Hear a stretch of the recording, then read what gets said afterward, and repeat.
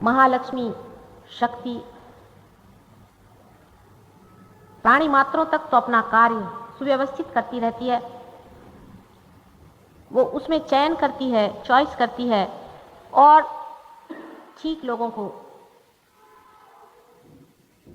ठीक जानवरों को एक हद तक उत्क्रांति तक पहुंचा देती है। पर मनुष्य की दशा पर आने पर उसको पूर्णतया स्वतंत्रता मिल गई कि वो अपनी चेतना में,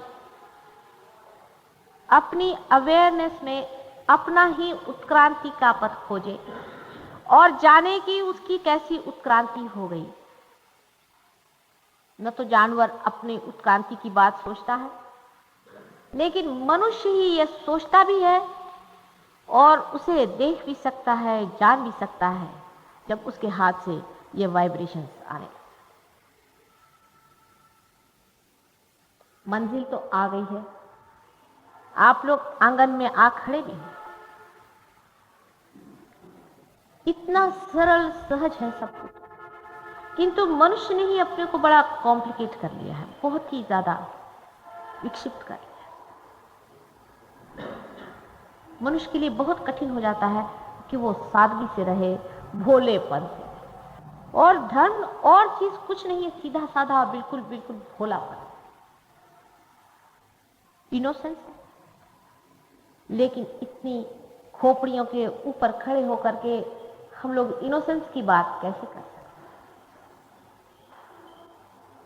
इसीलिए बहुत से छोटे छोटे बच्चे बहुत जल्दी से पार हो जाते हैं, क्योंकि उनके अंदर भोलापन है। कलयुग में बहुत सी बातें हो रही हैं, आपको शायद इसका अंदाज नहीं है। जैसे ही विराट शक्ति बहुत प्रबलित हो चुकी है, उसी वक्त में पाताल लोक से, जहां पर कि वेस्ट मटेरियल जैसे अधोगति को गए हुए बहुत से पुरुष, जिनको कि हम लोग राक्षस कहते हैं, उनकी भी शक्तियां बलवत्तर हो रही। दोनों शक्तियों का मुकाबला हो रहा है। एक शक्ति मृत है और एक शक्ति जीवंत है। मृत शक्ति कभी भी जीवंत शक्ति से शक्तिशाली नहीं हो सकती, किंतु जीवंत शक्ति अत्यंत सेंसिटिव होती है, संवेदनशील होती है। इसी वजह से उसका पनपना जरा कठिन होता है। प्लास्टिक का फूल कभी भी असली फूल से सुंदर, महत्वपूर्ण नहीं हो सकता है, किंतु प्लास्टिक के फूल हजारों बनाए जा सकते हैं, जीवन फूल 2 ही 4 खिलते हैं। इसलिए जो लोग सहज योग में पनपे हैं, सहज योग में जिन्होंने जो कुछ पाया है, वो लोग भी मुरझा जाते हैं, फिर खिल उठते हैं, फिर मुरझा जाते हैं। एक माँ जैसे अपने आंचल में अपने बच्चों को बड़े दुलार से संभालती है, उसी तरह से सहज योग पालता है, पोसता है। लेकिन बच्चे में यह खुद शक्ति है कि वो अपनी शक्ति को जाने। सहज योग के बाद मनुष्य उस दशा को पहुंच सकता है, इस थोड़े से टाइम में पहुंच सकता है, जिसके लिए बड़े बड़े ऋषि मुनियों को हजारों जन्म लेने पड़े और हजारों वर्षों की, युगों की तप साधना करनी पड़ी।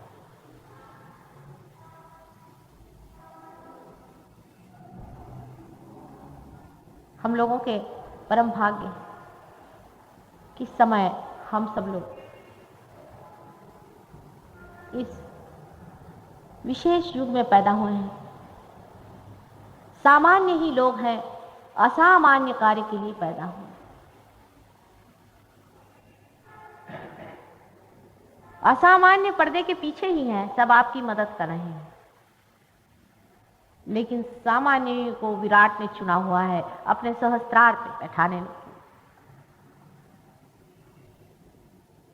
क्योंकि सामान्य में शक्ति है असामान्य होने की।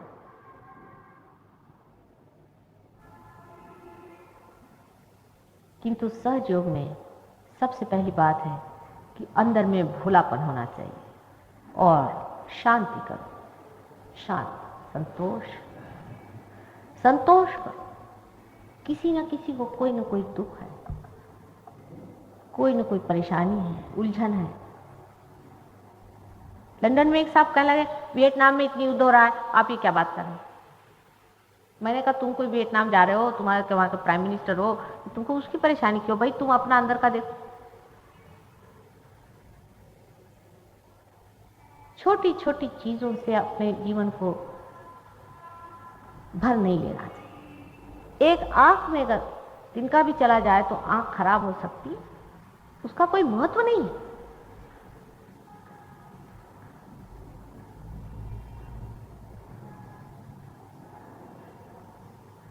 शांत,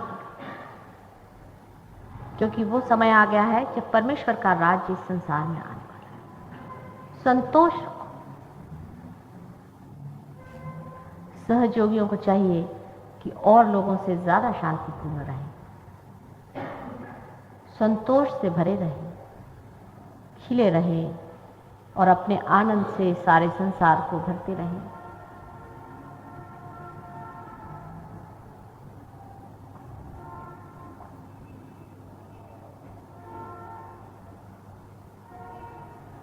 अंदर का चमत्कार सहयोग दिखाएगा। बहुत जोरों में चरवण चला है, मंथन चला हुआ है।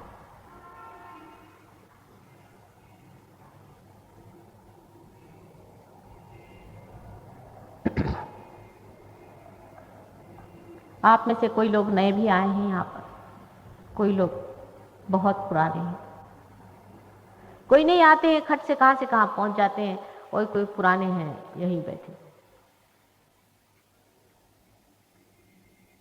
नितांत परमात्मा की असीम कृपा पर जिसको विश्वास है, जो जानता है कि सारे सृष्टि का रचयिता वही और सबको पार लगाने वाला वही है, वो एक क्षण में ही सहयोग में पार होके वहीं जाके जम जाता है, और एक बार जम जाता है फिर वो कभी भी उतरता नहीं। अपने विश्वास को दृढ़ करो, क्योंकि आपके हाथ से चीज बह रही है। आपने इसके करिश्मे और चमत्कार देखे हुए हैं। अपने पर विश्वास धरो, अपने को जानो। बहुत कुछ और भी हो रहा है। बहुत से बच्चे, छोटे छोटे बच्चे मैंने देखे हैं, जिनमें बहुत बड़े बड़े जीव जो कि आपके बाप दादे हैं वो जन्म ले रहे हैं आपकी मदद करने के लिए। 10-12 साल के अंदर में बहुत बड़े बड़े लोग इस संसार में आ जाएंगे। उनकी स्वागत की तैयारियां करिए। उनको पहले सूली पे चढ़ाया गया था, उनको मारा पीटा गया था, वो सब आज जन्म लेने वाले हैं। एक नवीन युग इस संसार में आने वाला है। परीक्षा का थोड़ा सा समय है, परमात्मा पे विश्वास रखें। सारे धर्मों का आशीर्वाद और आशा कि मनुष्य परमात्मा पद पे पहुंचेगा, वो सत्य होकर है।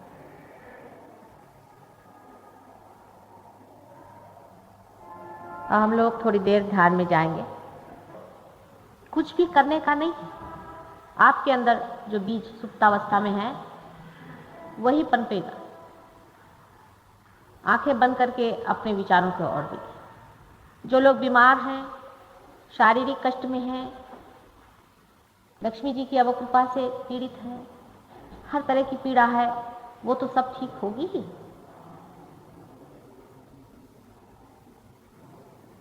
लेकिन जो असली मेहमान है उसका आना जरूरी है।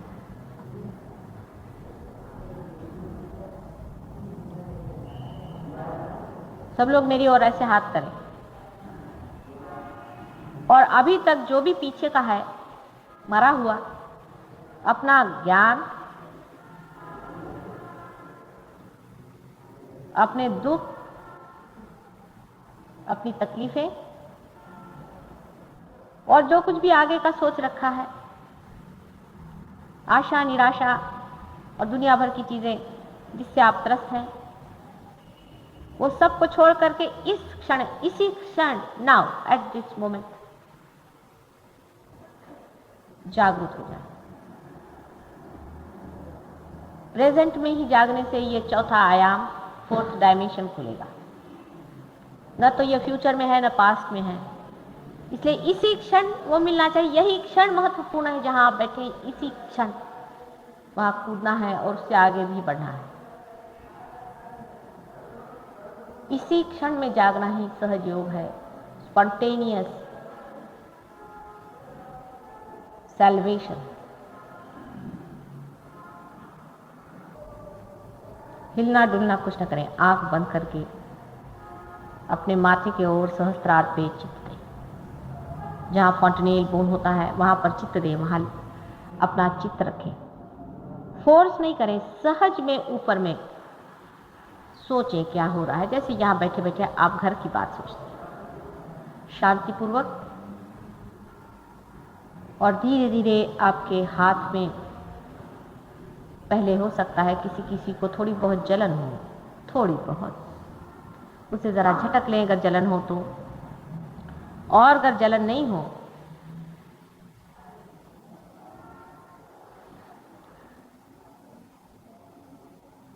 तो सीधे सीधे ऐसे ही हाथ रखें और आपको ऐसे लगेगा कि अंदर एकदम ठंडी ठंडी हवा है। और माथे की ओर जब दृष्टि करेंगे तो ऐसा लगेगा कि कोई भी विचार आ नहीं रहा है। यह निर्विचारिता की बात है, आप निर्विचार हो जाए, एकदम अंदर से शांत होकर बैठे। एकदम से शांत होकर मन से कहना, हो गया, बहुत कुछ तो समझा रहा है, मत मुझे समझा कुछ, मुझे वही जाना है। यही मन जो आपको बहका रहा है, यही आपकी परीक्षा कर रहा है, उसे कहना बस कर दे।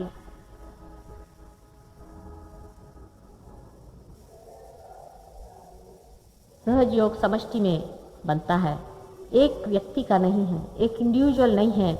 आप सब एक विराट के अंग के रोम रोम है।